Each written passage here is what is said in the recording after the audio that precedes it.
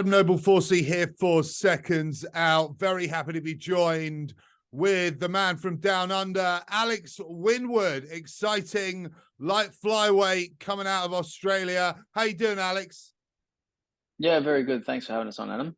Brilliant. Thanks for coming on. Big fight coming up for you. You are currently 1-0. You had a big amateur career. Fought at the Olympics. Recently, sort of turned professional. Only 1-0. Looks like you're looking to go at it real quick though, with a big fight coming up on March the 3rd against Thibaut Monabessa for the WBC international title. So getting chucked into the rankings quite a lot. Yep. So much to talk about. Kind of introducing you to the audience here. Yeah, let's talk about this fight coming up first against Thibaut Monabessa. Yep. Huge fight. Yeah, definitely. Me and Thibaut were scheduled to fight December 18th, I think it was, in Dubai. Okay. We both went there, and I was on the Lucas Brown Char undercard. And then the promoter fell apart. It was his first promotion, and yeah, he just didn't seem to get it together. So everyone got there. And I think 2 days before the fight, yeah, it just fell through, and we was all kind of stranded over there. And our team had a quick chat with their team and said, look, regardless of this, we still want the fight to go ahead. Yeah, so we've managed to make it happen over in Perth, and yeah, so it's kind of been like a rerun for that fight. But yeah, Thibaut's world rated number 13. Also won an IBO title as well, and he currently holds this title. So yeah, he's the real deal. Going in there with the top guys straight away. So yeah, like I think it's going to be a good scrap. Yeah. Wow. So there's loads to talk about there, Alex. Loads to unpack straight away. I didn't know much about that, to be honest, about this fight being cancelled. So this is on your manager, Tony Tolge. I've been covering his fighters for many a year now. This is on his promotion, Dragonfire Boxing. So that's pretty cool of them to do that. But let's go back. So you say you got stranded in Dubai. You all got stranded in Dubai. You had to book your own tickets and stuff like that. Is that what was going on in Dubai? Oh no. Yeah, that there was meant to be refunds given. Everyone was getting good paydays. I believe Thibaut's coach forked up all the money for their camp to go over. Yeah. Then I think it all seemed a bit shady. Weigh-in was a Friday. The fight was on a Saturday. They flew me from Brisbane on a Wednesday morning. So it was like, I think it was like a 22-hour trip for me or something like that, or 28 hours. And I was essentially just meant to get off the plane and weigh in. And he rocked up pretty much at the same time. And it was all like, oh, I don't know what's going on. And then, yeah, within a matter of 8 hours after I got off the plane, the whole thing was canned. And there was unpaid bills on the hotel we was staying at, and pretty much all the rooms just started. Everyone's getting kicked out. Thibaut's team got kicked out the first night. My coach flew back to Australia, I think, the day after, and then me and my missus wasn't meant to fly out till I think 5 days later, and yeah, we was kicked out of our hotel, left there. So yeah, it was eventful.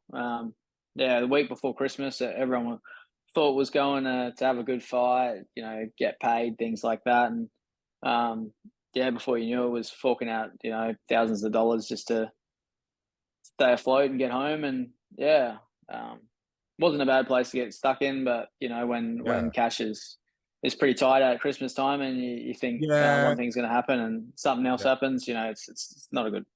Disaster. Yeah, no good. So disaster struck, I should say, last at the end of last year.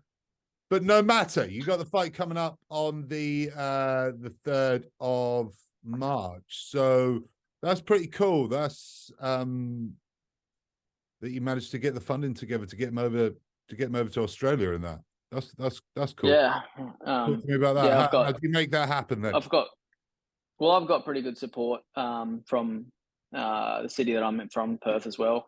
Yeah. So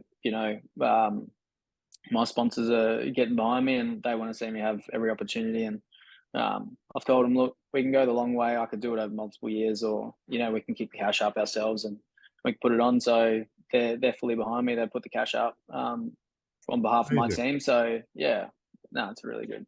Very cool, very cool. So what? But this is a big fight to be jumping into. Are we maybe not getting a little bit too hasty here, Alex? Record of 21-1 with 2 draws as well. Not actually fought out of his home country, in fact. But this guy's serious, fighting out of Indonesia. Former WBC international, had the IBO world title as well. Been in there with some of the best. This at your second fight. Tell me about the sort of war room tactics you had to take this guy. Why did you pick Tebow? I think stylistically, he matches up well for me. Okay. Came a lot down to it. Like, we know he's got a lot more experience. I believe he hasn't had any amateur fights, so basing it off of that, he's had 23 fights and he's done, I think, 180 rounds, somewhere around there. I've had a pretty extensive amateur career, so I feel like experience, being in the ring, we kind of match up in the same category when it comes to seeing fighters and being in there. I had close to 60 amateur bouts at Olympic Games, World Championships, Commonwealth Games, so I've been in it with really top contenders. And we've looked at his style. He suits me. Obviously, I can say that, but they've got all the experience and everything else on top of us. So we're the ones taking a big risk. They might not think much of me, but I'm training with two of the best small guys in the world, Jason and Andrew Moloney. Yeah, I was going to go doing a lot of rounds with them. So I think, sorry, mate, that's just, yep. So I think training and sparring with them, and I have a real gauge as to where I am on a world stage. It's not just us thinking about it and saying, oh, well, look, we think you can beat this guy. It's, oh, he's handling himself pretty well against Jason and Andrew, who are a fair bit heavier, and other guys in the gym. So, yeah, we're confident in this fight, else there would be no rush to take it. But, I want to get in there with the best straight away. I don't want tomato cans, and Tebow is none of such. He's legit. He's here to have a fight, and he's been a bit inactive in the past 3 years. I think he's had like 1 fight per year, so he's probably got a bit of that to overcome as well. Well, he had a no contest quite recently, so I don't know what that. Yeah, against Filipino. Yeah. Anyway, so cool. So the Maloneys, let's talk about them.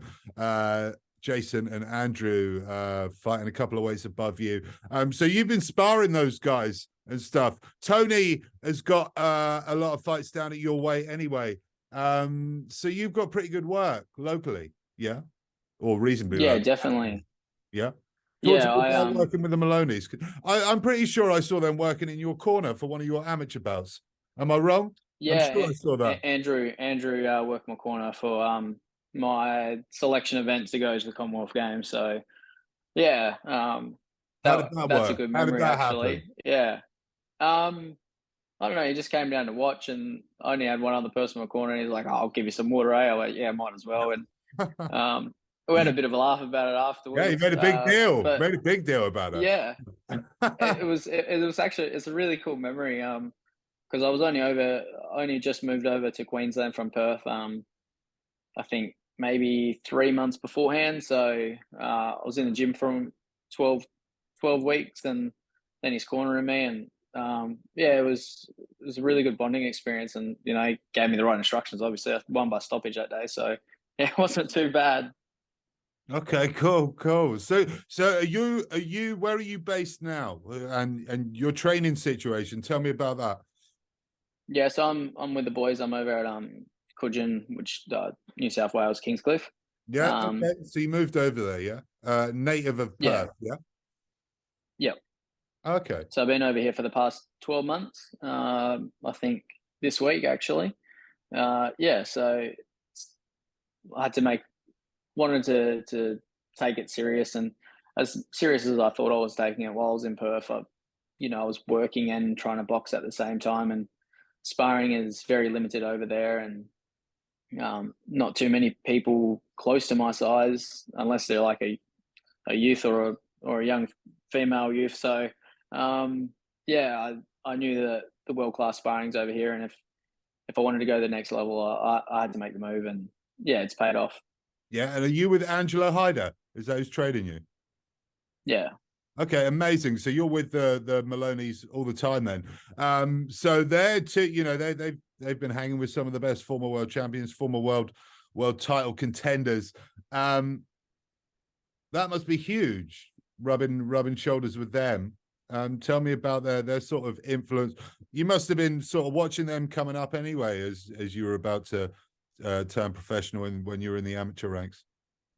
yeah. So as I started my amateur career, Jason Andrew just um, I think that was the year that Andrew went to Commonwealth Games and won gold in Glasgow. And then as I was stepping up into the senior ranks, things like that, they've turned pro. And so I've got to slowly watch their pro career develop. And they've had me over for a couple of camps and things like that while I was on my amateur journey.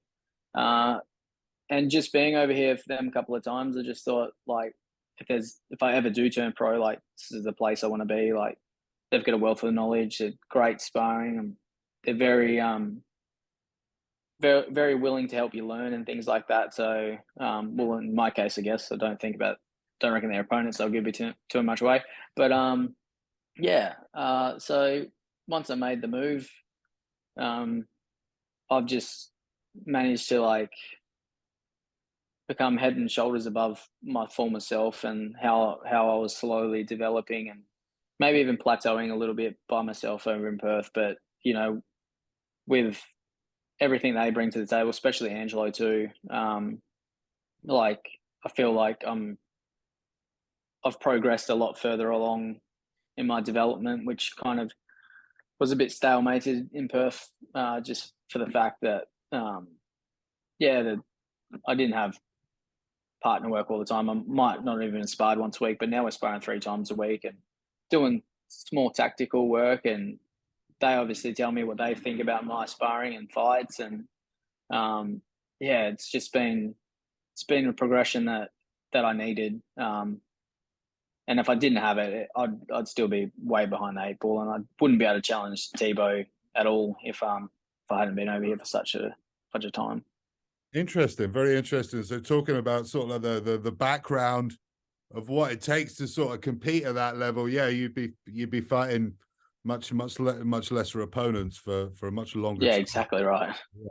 Very interesting. And obviously, Tony manages the Moloney boys as well. So that sounds like that was sort of like a pre-made plan before you turned pro. Sounds like this was reasonably well worked out with a previous relationship with those guys over in Queensland.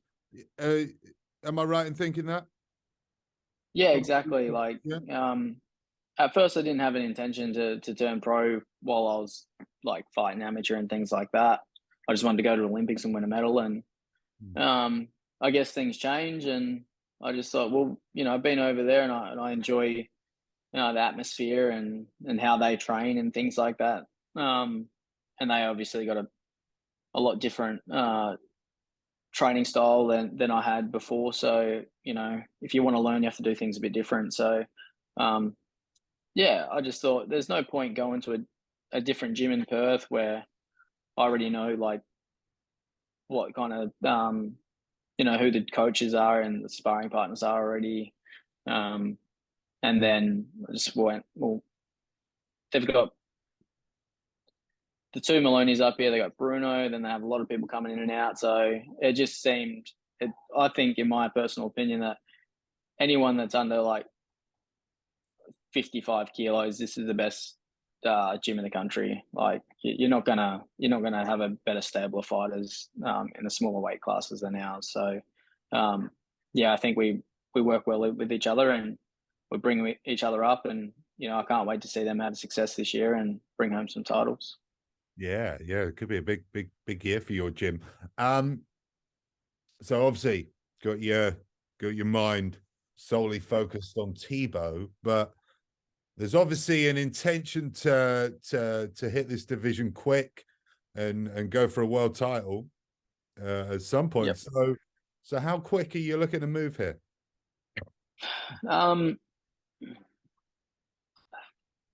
Like, did you have a plan before all this or not? Yeah, like we obviously had to fight someone in our first fight. We couldn't, just start challenging whoever. So we got the first one out of the way, and I've seen the level of competition at the smaller weight classes like light fly and straw weight. And, I do think that we can move pretty fast. So we're trying to push the envelope a little bit and get these types of fights so I can be rated. And Jeff Fennick holds the Australian record for fastest world title at 7 fights, and we want to do it before that. Wow. I think aim big. Yeah, like why not? If Tebow's up there so by with them, 6-0, you want to do it, yeah? You want to be world champ. That's the game plan. Wow. I love it. It's very ambitious, but it's the confidence that we have to go in the ring. And like I said, when I'm sparring guys like the Moloneys that are world class at their weight class, there's no need for me to doubt myself in my ability to go do it myself. So yeah, we're going to try push for it in 6 or under, and if it happens, it happens. If it doesn't, we're still going to try to take the challenge on anyways. Yeah. Well, man, yeah. this is going to be exciting. Then exciting 2023 for Alex Winwood, and more stuff going on in Australian boxing as well. But let's talk about the guys down, the champions down at your weight class. You got Kenshiro Taraji. He holds 2 of the belts. Sivi Nonshinga, I interviewed him actually a couple of months ago. He had a great win out in South America, and then you got Gonzalez as well. That's at the light flyweight division. Puerto Rican. Well, what do you make? What do you make of your division at the moment? And you got some good guys as well. Hecky Budler, interviewed him a couple of times as well. Yeah, it's always been an exciting weight area. The weight classes up and down as well. So yeah, talk to me about definitely. That. Yeah, they're the champs. They're the ones where it's got the targets on their back. They've got guys like me and Tebow that are chasing them down, and I think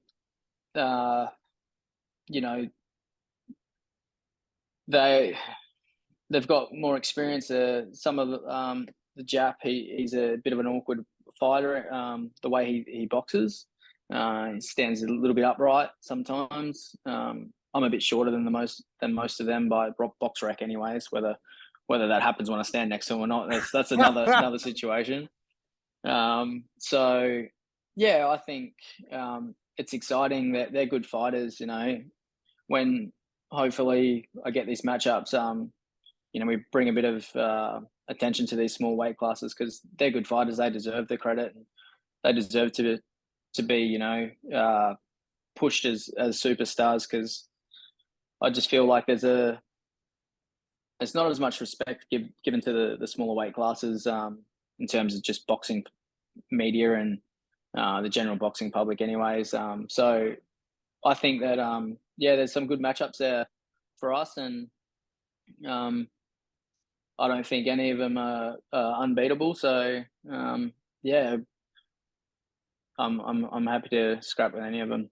Yeah. So not really too fussy about that. Obviously, Nui sort of brought a bit of and Gonzalez. They Oh brought yeah. a bit of light. In terms of sort of inspirations of Alex Winwood, like who's kind of and as you've become a pro as well, and where you've been working and where you've moved, have you sort of picked up new fighters that you've watched from the past? Who are the guys? Who are the guys that really inspire you to do this? Well, before I really got over here, I didn't watch too much boxing, but I've taken a big interest in the Australian boxing scene at every weight class, and just trying to see how my countrymen like do well for themselves, especially fighting internationally. And I went and watched Jael Patai's IBF fight against what's his name, Breeders. That was a great fight, mate. I felt bad for everyone that didn't sell out that arena, because that was a great fight. And I've become a big fan of Jai, that's for damn sure.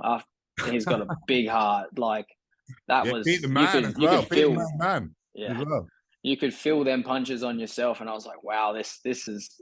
And I was telling my friends, it took a couple of mates that don't watch boxing or follow it too much, and I said, mate, you don't know that you are so lucky to see this. I said, this doesn't happen much. I was like, this is one of the greatest fights that I've seen in a long time. But yeah, outside of them, like Shakur Stevens, he's a marvel to watch. Like I really respect the way that he fights, and just kind of like Mayweather, where just never seems in trouble and can always just shut things down and put it to his pace. And I'm very, very interesting to watch as from a boxing point of view. But yeah, I think one of my favorites is Tyson Fury. I just love him inside and outside the ring. Like big personality. Love to see it. He's not cut like everyone else, but he makes do with what he got, and it's fantastic to watch. Brilliant. Great to get your thoughts on that, Alex. Let's talk a little bit about your amateur career. You were in the Olympics. There was talk about you going pro, like a cycle before the Olympics and all the qualifying and stuff, and then you decided to give that a go. You had some success. You were a national champion. You were competing in the Commonwealth Games. You said you had about 70 fights. Yeah.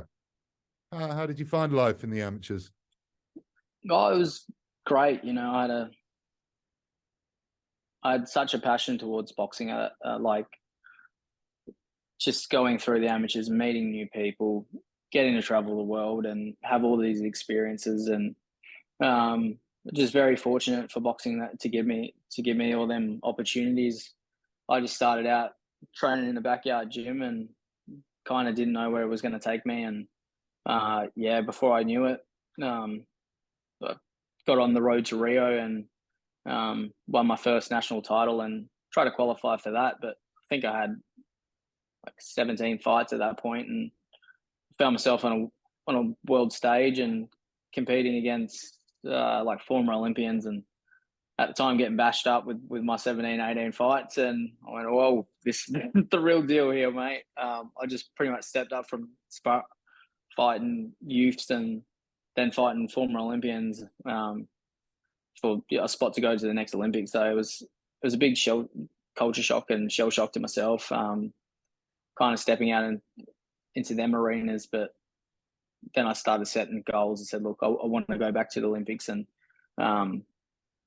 do it. And it became a lot harder for Australia at that time. We used to qualify through Oceania, which was just like New Zealand, Australia, Papua New Guinea, all the small islands around. We used to send big teams, and then they put a stop to that in 2016 and said, you just got to go through Asia. And so I knew if I wanted to go to the Olympics, I had to get to the top of the heap and do it the right way. And I managed to go to 2 World Championships on the way through to that, and qualified for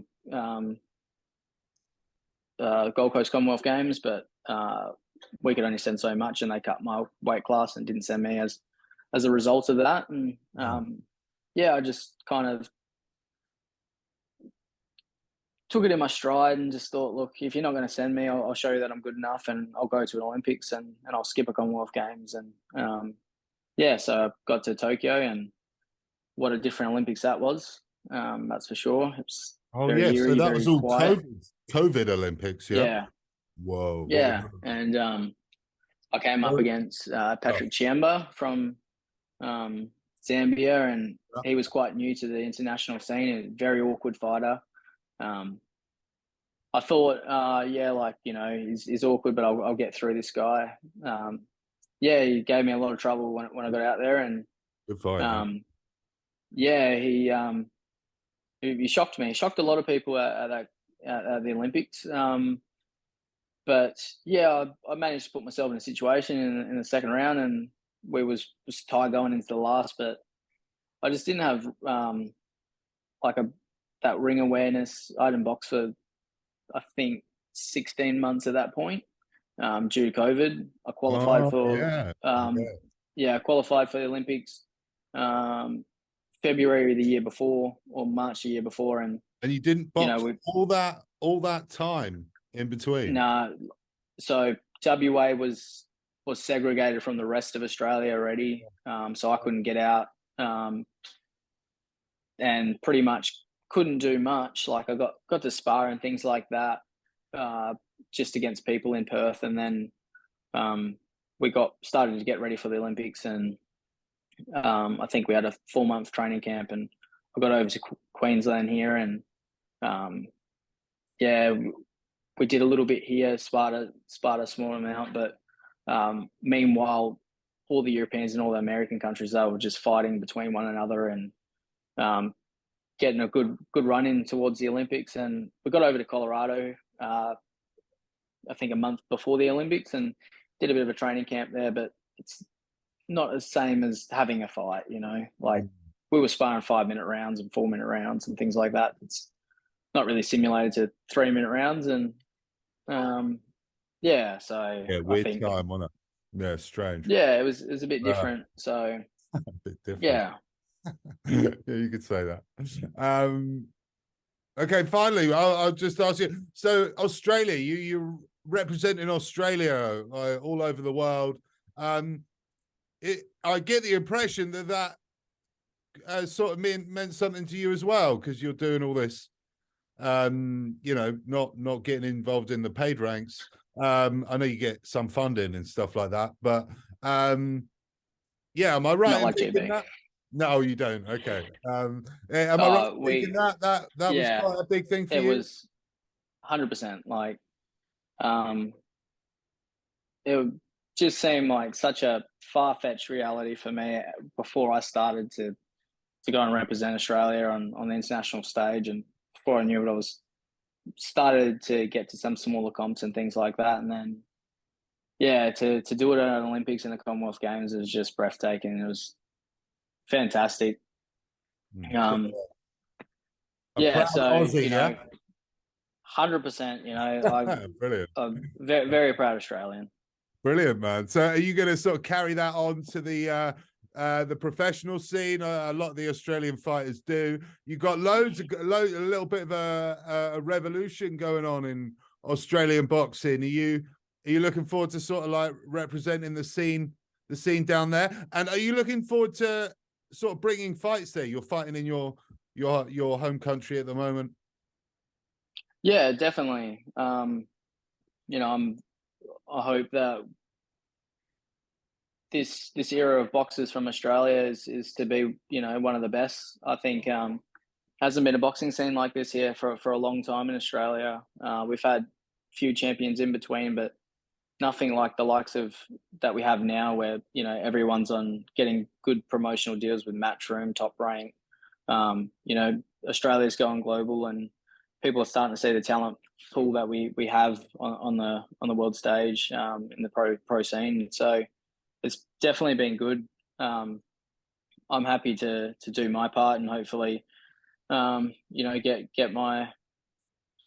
get witnessed and shown what talent I have out there. And as for like me getting fights over here, I think it's fantastic. Like, a lot of the fights are on the east coast of Australia, and I'm doing it over in Perth, where the fight scene's not too strong. So if I can bring good fights there, I hope to get other good fighters from Australia to come over and have their fights over there too, because it's a great place. It's my home city, and I think they deserve good fights over there as well. They're holding the UFC this weekend there, so yeah, it just goes to show that people do want to see it over there. So yeah, we need to bring quality bouts there. Who's that? Volkanovski? Is he from Perth? Is he? Yep. No, Okay. he's from Sydney, but they're having it over at Perth. I'm not sure why. Interesting. Don't know too much about it, but interesting. Fantastic. Well, we'll end it there, Alex. Thank you very much for speaking to us. I've been bending your ear for quite a long time now. But I think we can watch your fight on Fight TV on the 3rd of March. So yeah, going to be a great fight, and we'll get you on. We'll get you on afterwards, my friend. Thank you very much. I appreciate it, Adam. Thanks so much, mate.